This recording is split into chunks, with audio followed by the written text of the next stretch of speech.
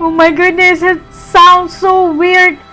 Average tornado EF2, 120 diameters.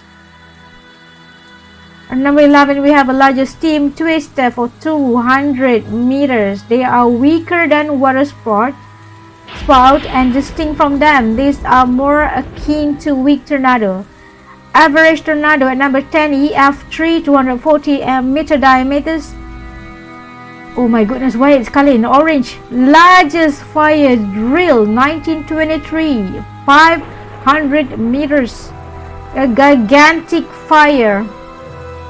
Average tornado EF4, 600 meters diameters, I think. Around 1.1% of annual tornadoes in the US are EF4. Average tornado EF5, 1,000 meters, are extremely rare, making up less than 0.1%.